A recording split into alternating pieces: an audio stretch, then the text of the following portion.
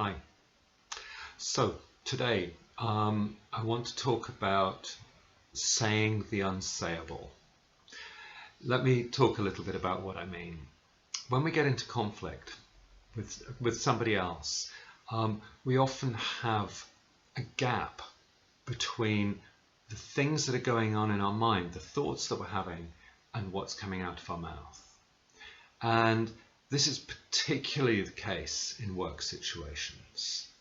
Less so perhaps in family or neighbour situations, but particularly the case in work situations.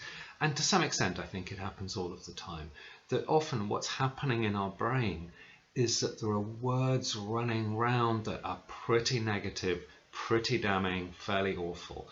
And what comes out of our mouths is, oh, hi, how are you today?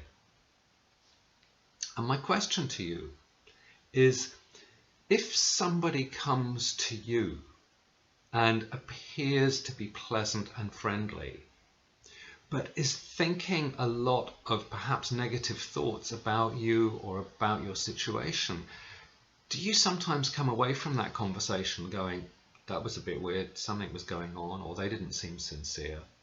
My sense is that most of us do. Most of us notice that lack of perhaps sincerity isn't quite the right word, but the lack of congruence, that we come away going, that wasn't quite okay, something was wrong there. So let me be really clear. I am not suggesting that you go to somebody that you're having an issue with and just let all of those words tumble out. That can be disastrous. It's not a useful route to go down. Don't do that. What I do suggest, though, is that if those words are running in your brain, they might be getting in your way. So go to somebody who can help and support you and ask for their permission to have a conversation with them as if you were just going to let all of that out to this other person, and let the words tumble out of your mouth. Let's just find out what's there.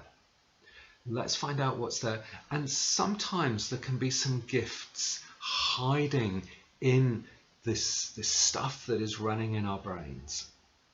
I've done this a number of times with people where I've supported them to say the words, and actually what comes out of their mouth is something quite clear and quite useful. They think it's really scary. They think it's really challenging and really difficult. Often what emerges is something that actually they can make use of. There's some value in that. The other thing that happens is that actually having spoken it, having let it out, it has less weight in our brains. And having spoken it, we can then think, actually, what do I want to say to this person? What do I actually want to say? What's the useful thing to say? So what I'm suggesting in this clip is find somebody that you can go to say the unsayable, get it out of your system, and see if it helps you get to a more useful conversation with the person that you need to speak with. Have a good day.